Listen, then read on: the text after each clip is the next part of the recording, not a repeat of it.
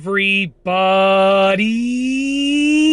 I'm here today to talk to you about some Dualsense PS5 controller tips and tricks that you need to know right now. That's right, I'll be outlining 4 simple and specific tips and tricks for dealing with this PS5 controller right here, which is the Dualsense PS5 wireless controller. And I'm going to try and keep this video short and sweet. So without further ado, let's get right into the video. Number 1, the first tip and trick is to keep it clean, okay? Now, there are some textured parts of the controller back here. The textured parts of the controller, which are sort of grippy for good reason, are prone to getting a little bit dirty. Now, your fingers, if your fingers are dirty, if your fingertips are dirty, or this area of your fingers over here, if it's dirty, then that dirt and grime is going to rub off onto the controller backing, as you can see right here. The front is not as prone to sort of getting dirty, and the front has a little bit of dark coloration, so it's not as prone to it, but the back is very prone to it. So keep it nice and clean. It's really, really easy to clean. I'm doing a separate video on cleaning it. Super duper simple to clean. That's number 1. Number 2, the second tip and trick for this controller is to charge it regularly. Now, with this controller, the battery life is pretty good, okay? The battery life is pretty good. I would call it good, pretty good to great.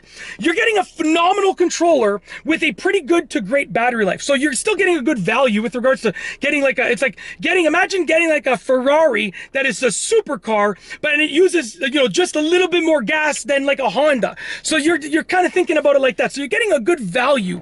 You're getting a phenomenal controller with good to great battery life. But the last thing that you want is to be playing a game and you're middle of a match and you see the little battery, you know, indicator, and then the controller dies on you. You don't want that to happen, because that'll cause you to lose a match or lose the game or get frustrated. Or even if this is your only controller, you're gonna have to plug it in or wait to plug it in somewhere else and pause the game. So with that being said, charge it regularly.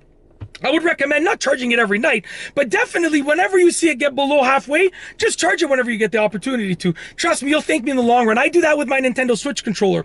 Whenever I see it getting sort of below the halfway point of the battery life, I try and charge it whenever I get the opportunity to. This way it never dies on me, or I never get like, you know, a 10-minute warning of like, I need to charge the controller right now, or I have to stop playing within 10 minutes or something like that. When the low battery light comes up, you probably got like 10-50 minutes left, at least for the Nintendo Switch. Probably similar with this, okay?